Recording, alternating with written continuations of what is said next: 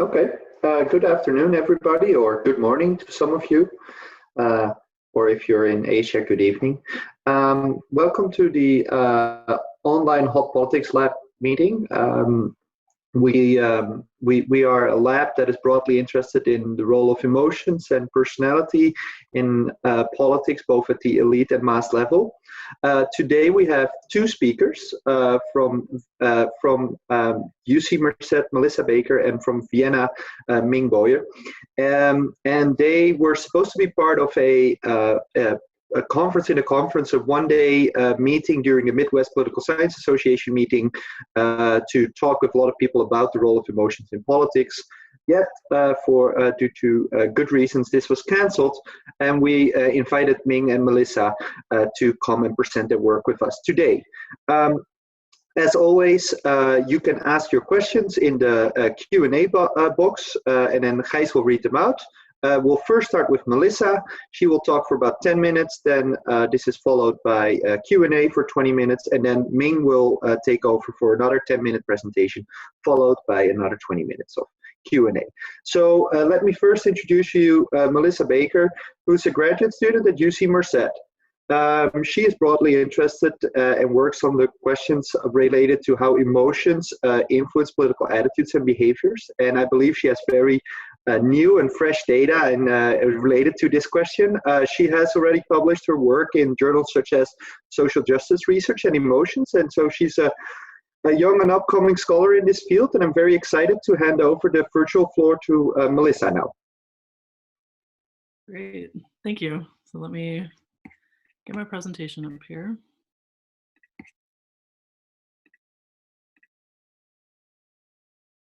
Okay, so yeah, thanks to the Hot Politics Lab for having me. Like Bert said, I'm Melissa Baker. I'm a grad student at UC Merced. Broadly, my dissertation work is about who experiences political anxiety and what this experience means for different types of political behaviors. So this talk specifically, like Bert said, I just got this data back a couple days ago, so I'm really excited to be able to present it already, is about the role of individual differences in experiencing anxiety, and then what this means for civic and information engagement. Okay, so this image is a campaign mailer that went out in California in 2018 during the midterm elections. Everyone in California got this, and if you're someone who lived in California at the time, sorry for bringing this back up. We all got this like 5 times a week for a couple months, so sorry for bringing it up again. But this flyer was put out by Ana Caballero's opponent, who clearly wanted to induce a little bit of anxiety about her as a political candidate for state senate office. So you can see both threat and uncertainty being demonstrated here with threatening colors and certainly words, and a little bit of uncertainty too, right? So it's not clear what the story about a prisoner being released and doing terrible things means for this political candidate. But it's not clear that everyone in California who got this is going to react to this in the same way, right? So some people are going to look at this and just kind of shrug it off, not pay attention, and throw it in the recycling. But other people might pay a lot of attention to it and really look at this information and become pretty anxious. And of those people who are becoming anxious, you can imagine that some people are going to kind of shrug it off. Other people are going to want to do something about it, right? So maybe get more information about Ana Caballero or about what the situation kind of entailed. So it leads to a couple of broad research questions about individual differences. So the first one is who actually experiences political state anxiety? So who are the people that pay enough attention to this flyer to actually become anxious? And the second is whose political information seeking behavior is actually influenced by political state anxiety. So of those people who are getting anxious, what individual differences kind of lead people to actually act on anxiety? And the Hot Politics Lab crowd is well-versed in emotions literature, but I just want to give a quick overview before I get into the study. So, of course, a lot of this work is building off of affective intelligence with Marcus and McEwen and kind of building this in directional ways. So in Ted Brader's book, he finds that anxiety about political candidates increases the desire to contact campaigns for more information. And somewhat similarly, Albertson and Guderian in their Anxious Politics book find that Anxiety about immigration increases threat-related information seeking, specifically about immigration issues. So you can kind of see that anxiety as a whole is fueling this directed information seeking behavior. Okay, so back to these research questions about individual differences. So I'm specifically wondering who's susceptible to experiencing political state anxiety. In my dissertation as a whole, I look at quite a few traits and theorize about a few mechanisms. For today, I'm just talking about trait anxiety, but in the Q&A, I'm happy to talk a little bit more about like the larger issue here. So trait anxiety being an inherent level of anxiety regardless of context or situation. And the reason that I chose trait anxiety is that it operates similarly to political state anxiety. So when you're experiencing this type of anxiety, you're paying more attention. And through paying more attention, you're experiencing political anxiety, whether it's state anxiety or some sort of trait anxiety. And so in a different study in my dissertation, I look at trait anxiety kind of as this attentional bias. So I run a cognitive behavioral task to test this and find that people who are high in trait anxiety do pay more cognitive attention to threatening political stimuli. So there's some empirical evidence too that also back this idea up. Okay, so putting this stuff together, I have two main hypotheses that I'm testing. So there's a selection hypothesis and a behavior hypothesis. So the selection hypothesis is that people who are high in trait anxiety will put themselves into situations that induce political state anxiety more often than people who are low in trait anxiety. So putting this in context of that flyer from before, people who are high in trait anxiety are going to be paying more attention to this flyer and actually experience state anxiety as a result of that. And then for the behavior hypothesis, I'm hypothesizing that people who are high in trait anxiety will show an increase in information-seeking behavior when experiencing political state anxiety, whereas people low in trait anxiety will not. So again, referencing the campaign flyer, once people are actually experiencing state anxiety, those who are high in trait anxiety are going to be the ones who actually show some sort of political behavior stemming from the political state anxiety, and people who are low in trait anxiety will not. And in order to test these hypotheses, I run an experiment. So everyone in the sample is randomly assigned to one of two versions of this experiment. So one is a traditional randomized experiment where everyone's just randomly assigned to the treatment. And the second is a selection experiment. So in this, everyone is kind of allowed to decide which tasks they do, which treatment tasks. So they're essentially selecting into anxiety or a control. And this second version is what allows me to test that selection hypothesis. And so in the actual experiment itself, the treatment is state anxiety. So the treatment group does a personal narrative prompt asking them to write about what makes them anxious about politics. And the control group writes about kind of just what they think of when they think about life. And I did pre-test both of these to make sure that both of them were doing what I hoped they would. And then after the treatment, everyone engages in an information-seeking task. So it's the Lau and Redlosk dynamic process tracing environment. And within this, there are different types of information that people can choose to engage with. So there's a mix of headlines, some threatening, some non-threatening, sensational and non-sensational. And then with each of those four categories, there are political and non-political options. So there's a pretty good mix and balance of types of information that people can choose from. And then after the information seeking task, I also measure civic engagement, and I'll talk a little bit more about that when I actually present the results for civic engagement. I'll talk about the information seeking results first though. Okay, so first, the selection results. What I'm interested in here and what I've hypothesized about is trait anxiety, so that's highlighted in red there. I put all these other items up because a few weeks ago in the Hot Politics Lab, people were talking about what types of people might be engaging with emotional news content. And I said something about how I was about to collect data on that, so I wanted to put this up just so the Hot Politics Lab crowd could see that someone was kind of addressing that question. So focusing just on the trait anxiety, people who are high in trait anxiety were actually less likely to choose the political anxiety activity. So this is opposite as what I hypothesized. So people who are high in trait anxiety were avoiding state anxiety. I have some thoughts on why that might be, but I'm already kind of getting close to time. So we'll leave that for the Q&A, but I'm happy to talk about that a little bit later. Okay, so here are the results for the information seeking task. So on the left here are results for the selection experiment, and on the right are results for the randomized experiment. And each of these are broken down by treatment group and then also level of trait anxiety. So you can see on the right here for the randomized experiment, there's no difference in information seeking behavior. And the actual outcome measure here is number of clicks on political threatening information. So it's how many times within the task that people actually clicked to view more of a political threatening information headline. And then you see on the left here for the selection experiment, people who are high in trait anxiety, so these blue bars, those who selected into the treatment group were looking at more political threatening information than their high trait anxiety counterparts in the control condition. So this kind of shows that people who are high in trait anxiety, when they're selecting into these anxiety environments, see their information seeking behavior change.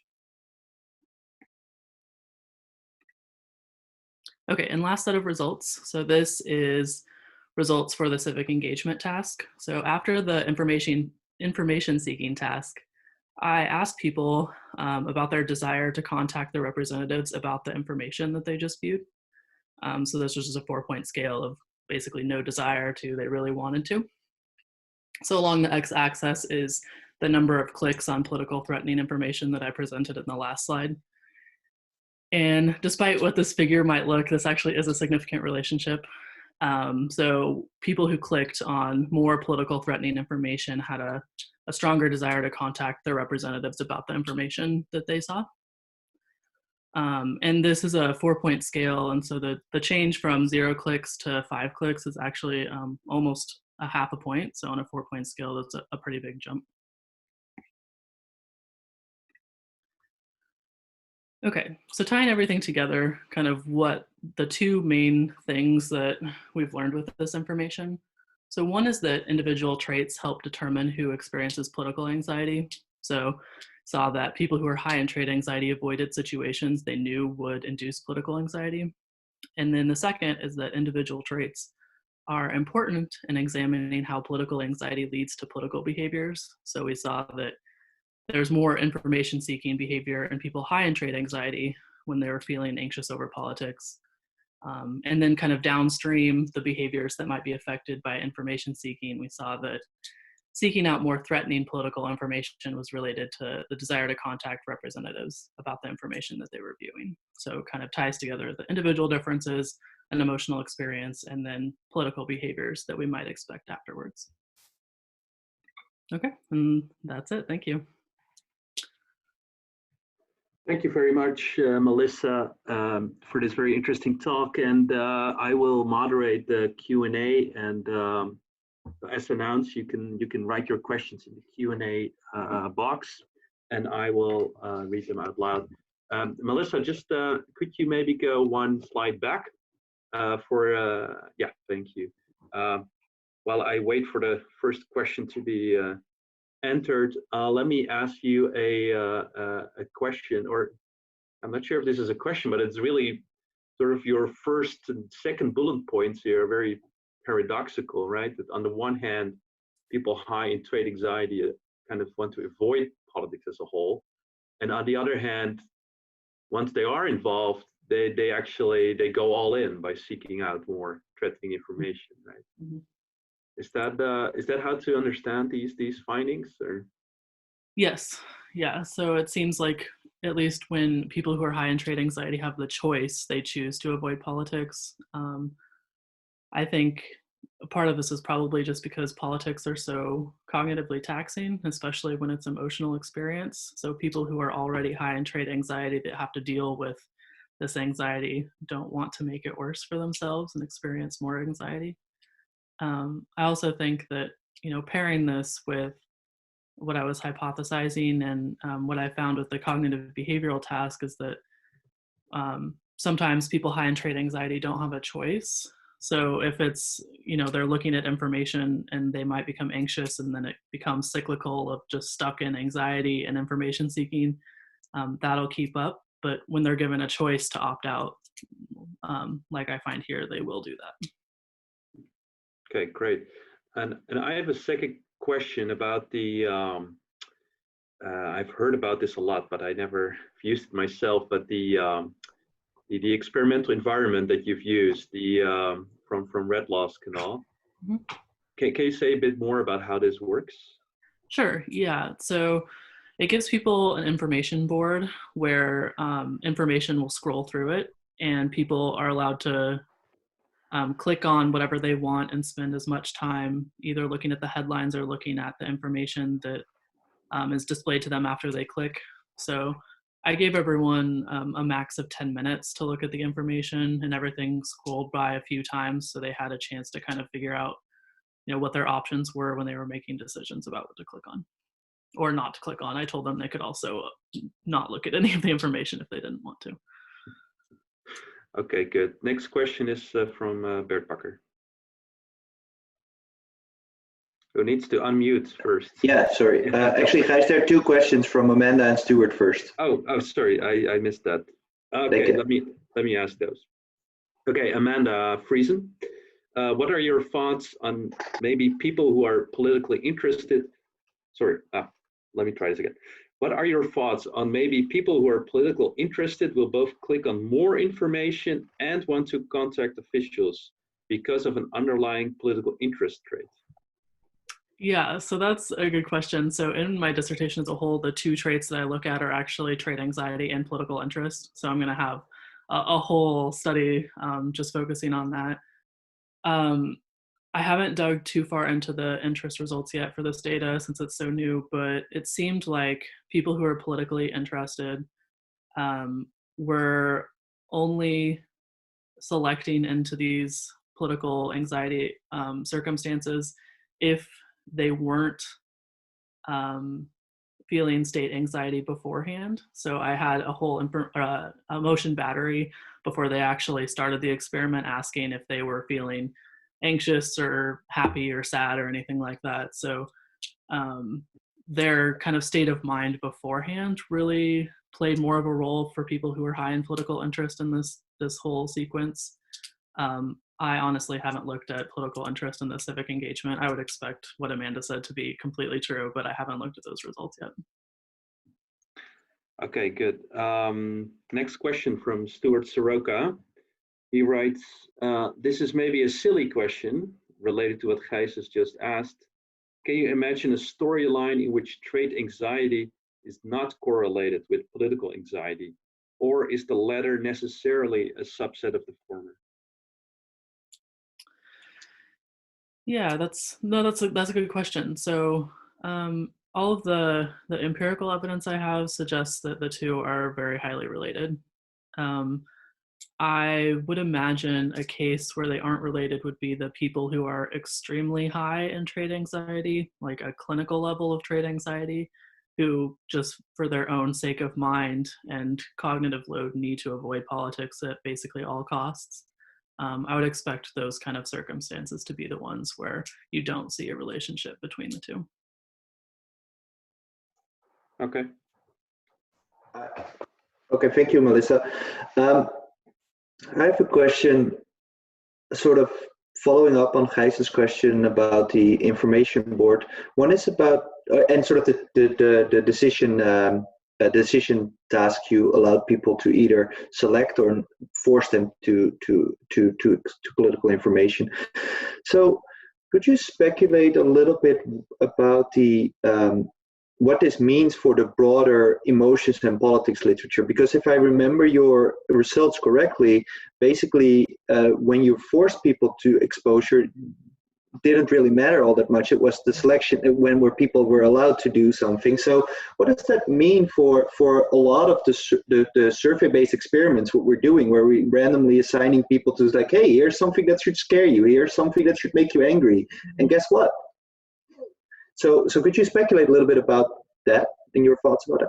Yeah, of course. So part of it, I think, is that within my task, there isn't a focus on a certain political topic. So a lot of emotions in politics research looks at, anxiety about immigration and what that means for immigration information seeking.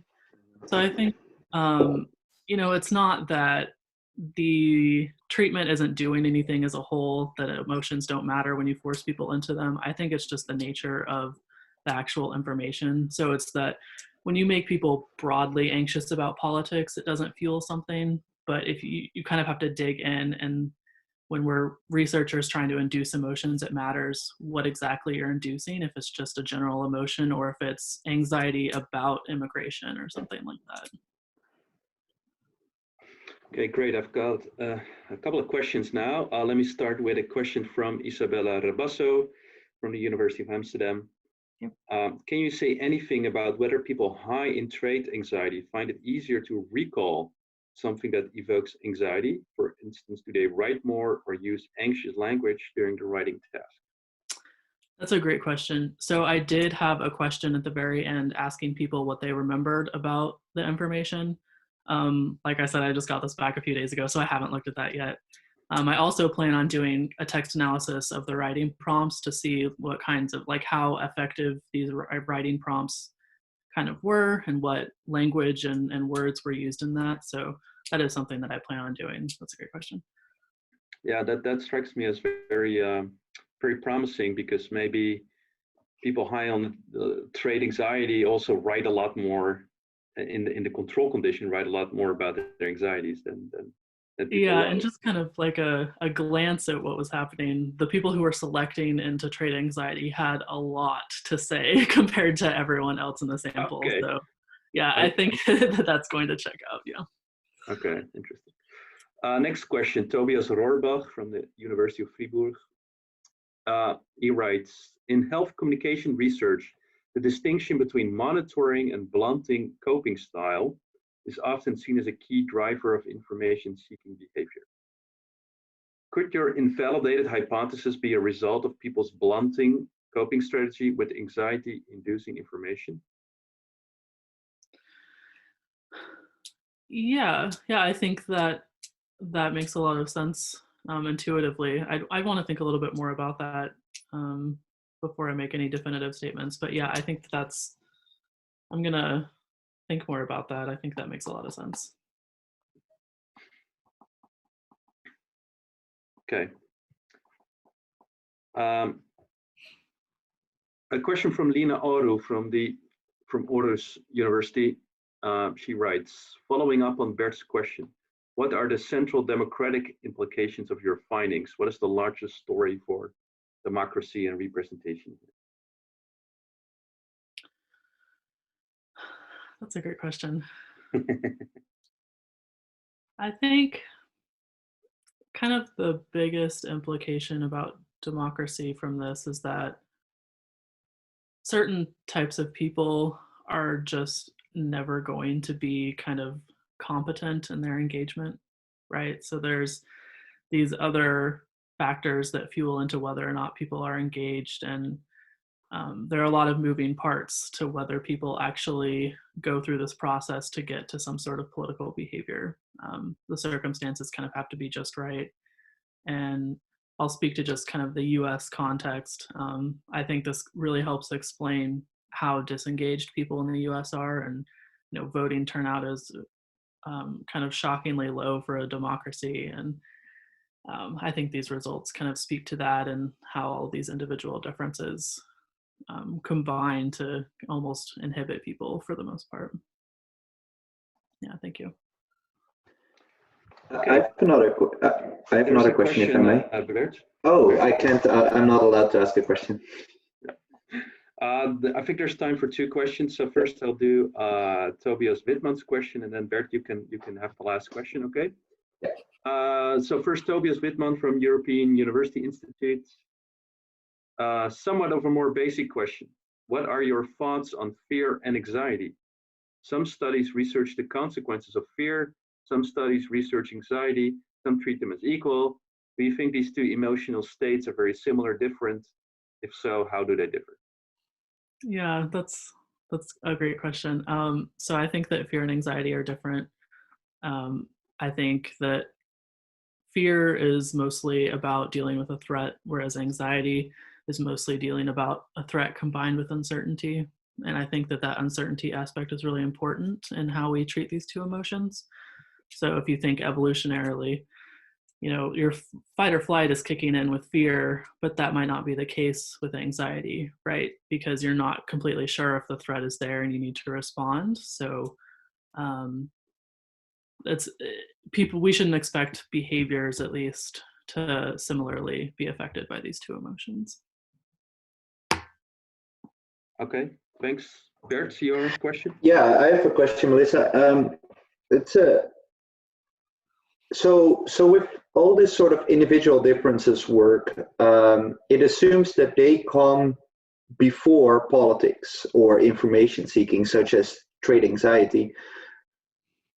I'm just curious, to what extent do you think the pattern could also be reversed? So, you know, spending a lot of time thinking about COVID-19, could that make you just it could get you in a state, but could that also just make you like trait anxious? If we think about how these questions are measured, could it mean that we're just, you know, saying, yeah, I'm now more trait anxious than I was before? Yeah, that's a really good point. I think that is the case, that could be happening. I think that kind of careful measurement is important in thinking about this. So my trait anxiety measure is a measure from clinical psychology, and it asks about just like your general being in life. So it asks us specifically not to think about current circumstances or the last few weeks or something like that. So I think that helps a little bit. But of course, you know, things like COVID-19 are going to make people constantly anxious, where it's harder to tell whether it's trait or state anxiety, right? So if you're constantly anxious, like maybe it's the circumstances, but maybe something has just changed and the circumstances have increased your trait anxiety. So I think that it makes it a little tricky. It also kind of makes this cyclical relationship exist where researchers might want to look at, you know, trait anxiety over time and how circumstances influence trait anxiety that could then feed back into something like this. So yeah, I think, yeah, careful thinking about the differences is really important. Okay, well, thank you, Melissa. This was super interesting, and thanks for sharing such recent results with us. We're now for the second half an hour switching to Ming Boyer, who used to be a student at University of Amsterdam, a master student, and as such was the first and among the most successful of our research assistants in the Hot Politics Lab before we called it the Hot Politics Lab. And Ming is now a PhD student at the University of Vienna with Sophie Lecheler, working on work broadly related to motivated reasoning. Some of his work has already appeared in political communication. And so while we were definitely sad to see Ming leave for Vienna, we're definitely happy to have him here today. Ming, the floor is yours. You have 10 minutes to present, and then we'll go over to Q&A. Thank you so much, Bert. I will first share my screen. And there we go. I think that's working. So, well, thank you so much. I'm very happy to be here as a substitute for the MPSA conference within a conference, which was sad that it didn't happen, but I'm happy to be here and to be able to share this study with some of the leading experts in this type of work today. I will be presenting a study which I presented before in the Hot Politics Lab meeting, actually, about a year ago, and I was still thinking about what this study should look like. And I'm very happy to share some of the results today. So this study is called Affective States Explain Motivated Reasoning in Response to Political Information. And because we're all a bunch of experts, I'll go over some of the theory quite quickly. this is a simplified depiction of motivated reasoning theory, right? A certain statement threatens either our prior attitudes, or in the focus of this study, it threatens our social identity. And this happens before we are even aware of it. This causes a negative feeling. And to alleviate this feeling, we counter-argue information that threatens us, it makes sure that our attitudes don't change or become even more in line with our group identities, and it causes that we support our own group or derogate an outgroup. And this study focuses on the part of emotions in this process, which is important because once we know which emotional states actually cause these effects, we can better predict when people will start defending their own group and when they are more open to measures or policies that might be threatening to their group identity. So first, I will try to convince you that when we study the role of emotion in motivated reasoning, it is important to continue to study affective states in addition to discrete emotions. Secondly, I will argue that we need multidimensional interpretations of affects, just as we saw last week in the Hot Politics meeting. And finally, I will show, hopefully convincingly, that we can approximate these dimensions using physiological measures. So emotion has a very specific role in motivated reasoning, where it influences our thoughts and our behavior before conscious awareness. Also, because this is a pre-conscious process, emotions influence our thoughts, and any influence of our thoughts on our emotions follows later on. Now, when people formulate discrete emotions, they at least have to interpret some sort of affective state before being able to formulate that. And therefore, discrete emotions can also be the result of motivated reasoning instead of just being the cause. So there's both sort of theoretical issues as well as practical issues in measuring them, that we cannot be sure that correlations between self-reported emotions and attitudes are a mediating effect of emotion or the product of the same process. Affective states, as the physiological part of emotion, happen before conscious awareness and are therefore not influenced by reasoning patterns. They are thus more likely to be the phenomenon that causes motivated reasoning. And earlier work on motivated reasoning already focused on affective states, right? They basically said that threatening political information leads to negative affective states, and negative affective states lead to counter-arguing against the information that caused it, to attitudes that confirm your own identity, and behavior that also supports your identity. So either supporting your own group or derogating an outgroup. So these are the first hypotheses that I will test today. But you have to note that these hypotheses have a unidimensional interpretation of effect. We can either have negative effect or positive effect. But we obviously know that emotional experience is more complex than that. And the most common second dimension of effect is arousal, or the level of activation that is associated with a certain emotion. So this is where I have to explain a little bit how different scholars interpret this arousal dimension. Because as you might have seen last week, some scholars, not only them, but a lot, equate arousal to the strength of emotion. So when you are aroused, you do experience emotion. When you're not aroused, you don't. But others differentiate between high arousal and low arousal emotions. So in this old model from Russell, he distinguishes between high arousal negative affective states, which he summarizes as distress, and this contains, for instance, anger. But there are also low arousal negative affective states, which they call depression, but can also contain emotions like sadness and such. And these emotions, these discrete emotions, also have affective states that correlate to them. So in this model, you can still feel a low arousal emotion very strongly. And this arousal dimension should actually have a really strong effect on motivated reasoning, because motivated reasoning is an active process, right? It is based on the idea that you deploy more cognitive energy in derogating information that is threatening to you than information that is bolstering to your identity. So because high arousal negative affective states have both the motivation to alleviate the state and the level of activity to engage in such counter-arguing, they should be the states that actually lead to motivated reasoning, while low arousal negative affective states should rather cause inactivity or moving away from the information. So this leads to my second set of hypotheses, saying that threatening political information leads to high arousal negative affective states, and high arousal negative affective states lead to counter-arguing, identity defensive attitudes, and identity defensive behavior.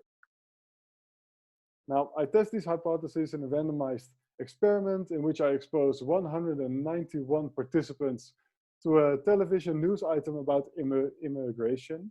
The topic of immigration is chosen because we know that it threatens citizens' identities. And this news item describes how Austria should take in a group of refugees from certain African countries because of international agreements. In the high threat condition, it concerns more immigrants, so the costs for the state are higher, and these immigrants also get citizenship, posing a symbolic threat. The footage of these news items are identical, except for a graph depicting the number of refugees coming to Austria. So it's only the text that is different, the narration.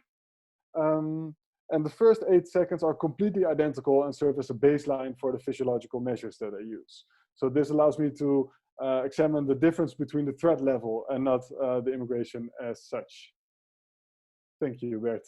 So in terms of measures, I measure negative valence using corrugator activity, arousal using skin conductance, and motivated reasoning I measure with 3 indicators concerning counter-arguing or perceived argument strength, policy attitudes or attitudes towards the immigration policy, and the intention to help refugees. So to my surprise, I actually found that threat leads to less negative effect. This is weird, right? But I did find that negative effect leads to counter-arguing and more opposition against the immigration policy, but there was no effect on willingness to help. So even though I found some effects of these affective states on the motivated reasoning measurements, I found a weird opposite effect of the threat on these affective states. But if I interact these two dimensions, you can see in the light gray here that in the low threat condition, negative valence was strongly correlated with low levels of arousal.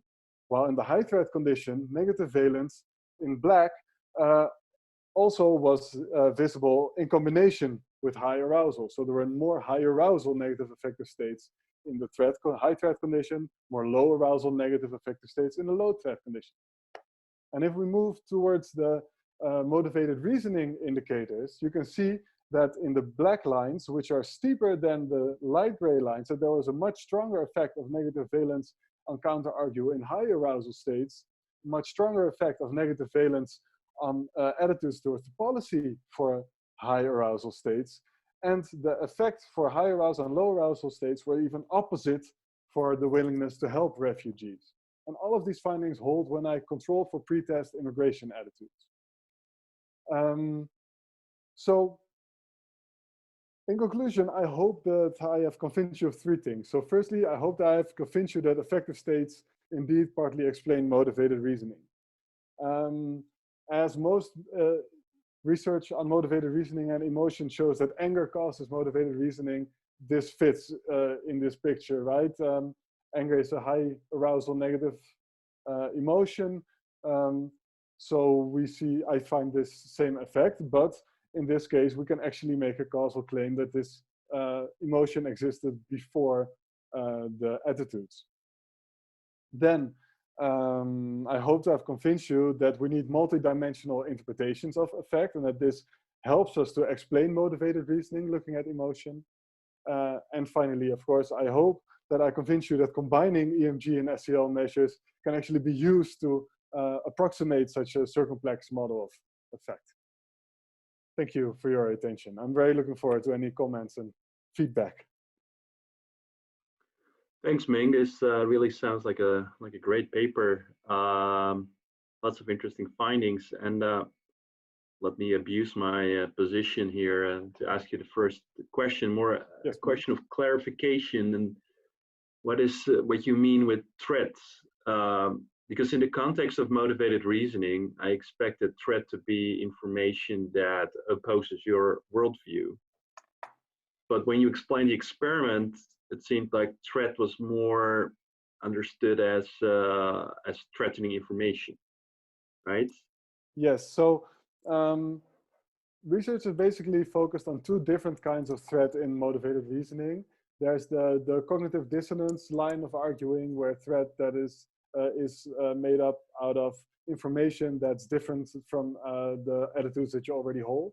And there's the line of research that says, no, motivated reasoning is caused more by threats to your social identity, which is more what this study is looking at. Okay, okay. That's very clear. Oh, I thought there was, oh yeah, there's a question. Joshua Robinson from University of Leiden. By using immigration and information about more of it, aren't you at risk of only threatening of a subset of your participants, e.g. those with particular understandings of Austrian identity? If so, what are the implications for your results? Yes, that is a very good point. So you would expect people with a, first of all, stronger Austrian identity, and also people with a more ethnic understanding of Austrian identity to be more threatened by this information, right? I found some of those effects. I'm not entirely sure at the moment. I think so. But as my sample was mostly comprised of quite a left-wing sample, students mostly, right? Left-wing, not much of a ethnic interpretation of social identity, I still find this result, right? So what we often see is that people underreport their, like left-wing people underrepresent their identification with the national identity and such, but can still be threatened by immigrants who come. So I think that that's going on here. Okay. Thank you. Next question. That's a great question from Amanda Friesen. She says, throughout Hot Politics Lab this year, we've often discussed the challenges of collecting EMG data, the messiness of the various sensor placements, muscle signals. I would like to add pre-processing. Can you talk to us about your experiences and maybe any advice? Yes, it's challenging, for sure.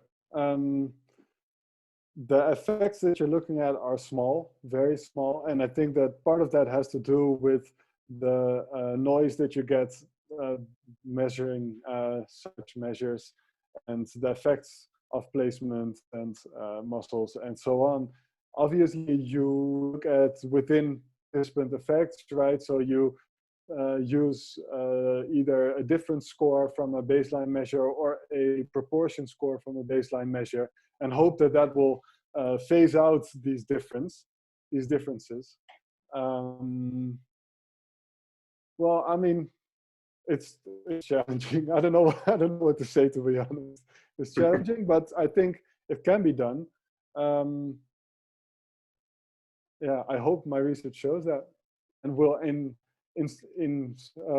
inspire people to take up this challenge and try and do it. I'm sure you'll have a nice forthcoming battle with the reviewers.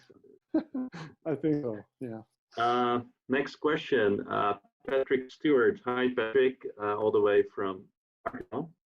He asks, could the contraction of the corrugator muscle be related to interest, a positive emotion, as opposed to negative emotion?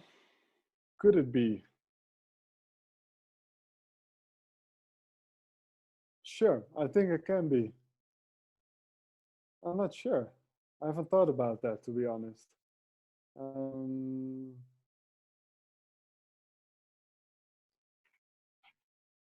Yeah, there's something to think about. Let me. I'm We'll going just to park write this this one. down. I'm going to write this down and read about this. Thank you for your comment. Next question, Joshua Gubler, our speaker from last week. Hi Ming, I really love this research. My question builds on Amanda's, as I'm not super knowledgeable about EMG. How confident are you that the EMG is picking up effects, which would be a nice pre-emotion, pre-interpretation measure of emotion versus emotion?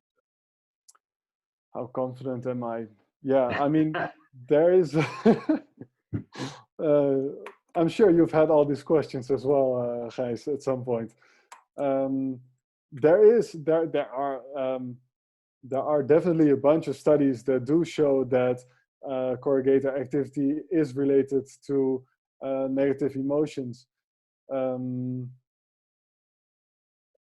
So I would say it is, but how confident am I? I'm struggling to put this on a scale of not confident to very confident, to be honest. But maybe Gijs, you could jump in and help me.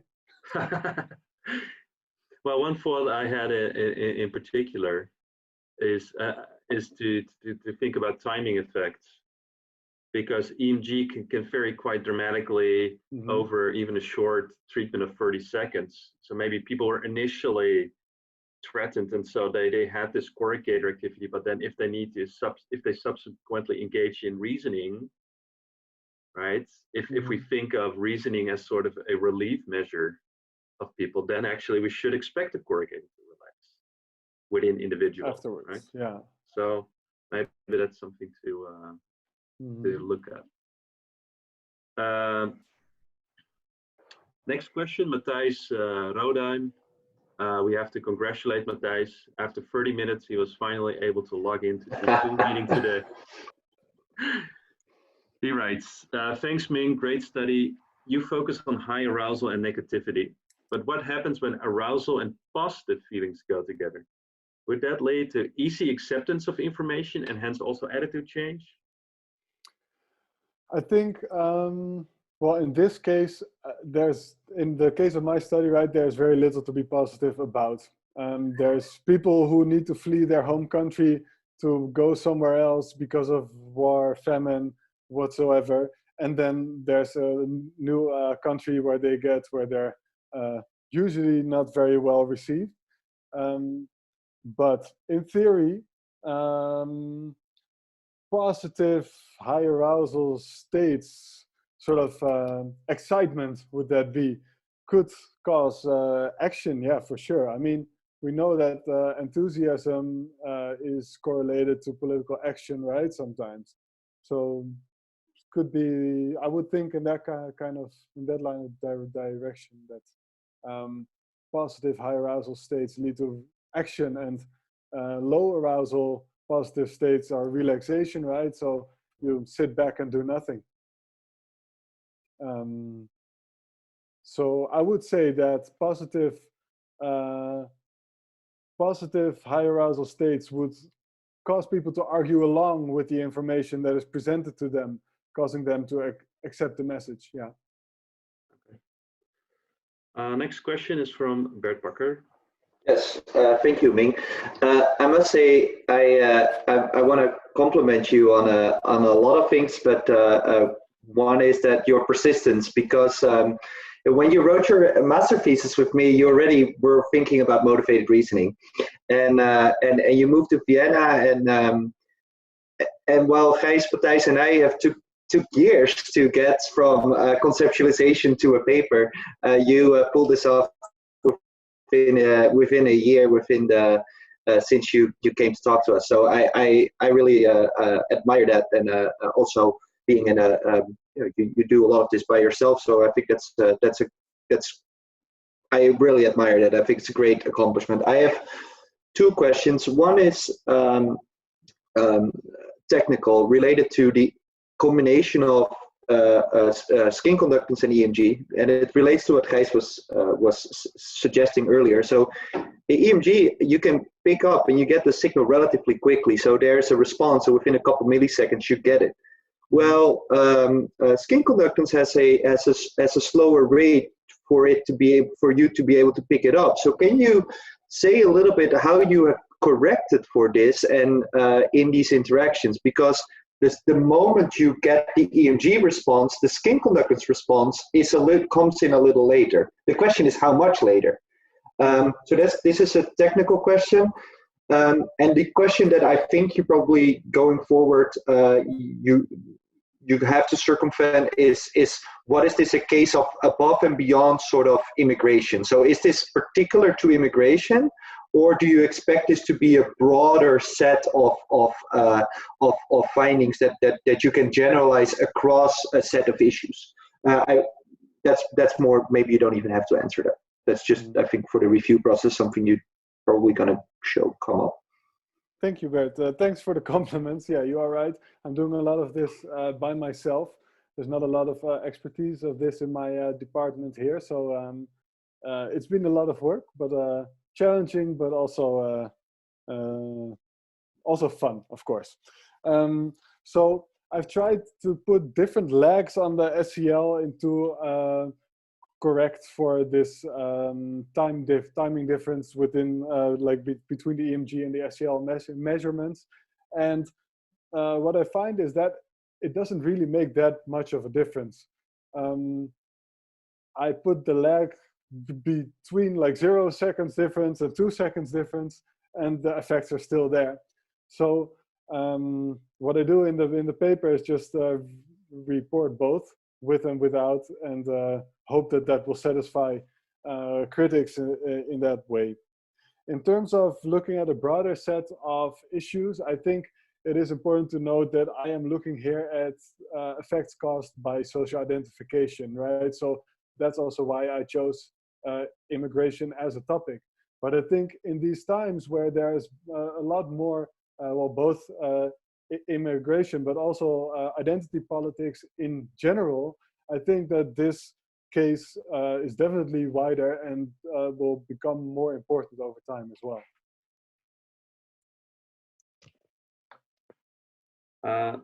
Yeah, sorry. Second question is for the reviewer.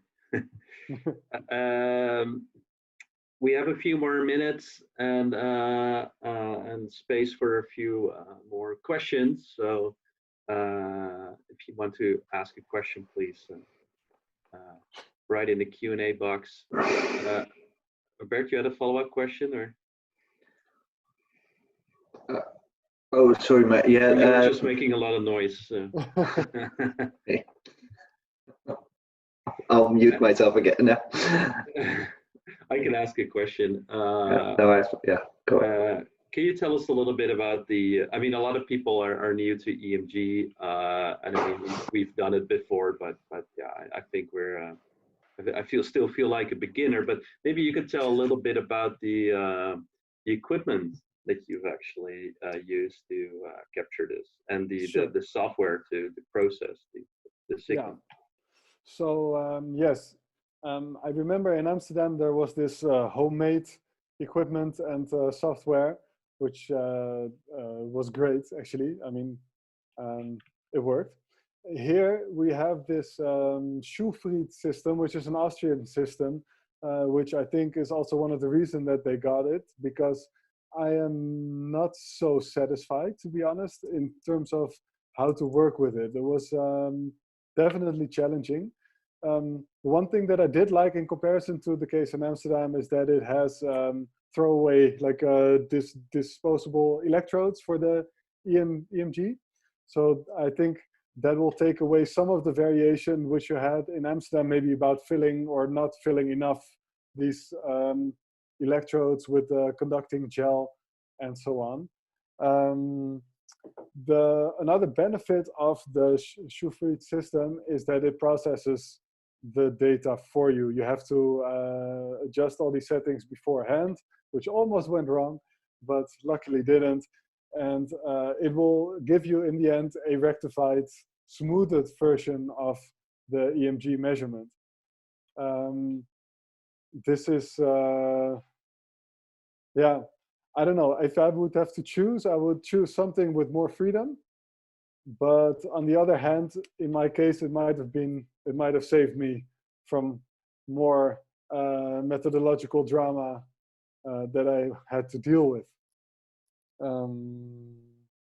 Another advantage of the Schufried system is that it's wireless. So your participants are actually pretty free to move around. You can attach the electrodes like on a Bluetooth box to someone's shirt, put the electrodes there, and they can actually move around. So there's already plans being made to actually use it in combination with like virtual reality goggles and that kind of stuff. Yeah, but it's definitely, I mean, if people start moving around too much, you can influence the the results as well, right? So I don't know. It was a difficult process for sure. Yeah, but the wireless part sounds great. I mean, if we would do that, people would trip over the wires. Yeah, for sure. And it definitely reduces some of the noise because there's no noise coming from wires. Yeah. Around. Although I don't know how much noise a Bluetooth signal creates. Yeah, that's right. Yeah. Okay. We've come to the end of our time. So I want to thank Ming and Melissa for their presentations. This is usually the time when we give you the infamous Hot Politics lab mug. Coffee really tastes better when drinking from this cup. But unfortunately, they're all in my office and we're not allowed in. So it will have to wait, and I hope to see you someplace soon where I can give you these mugs. I'm afraid that for the next conference I have to go to, I will have to bring an extra suitcase with me. I've promised maybe now 15 already. And there's still a lot more to come next week. Same time, same day. We have Steven Reicher, he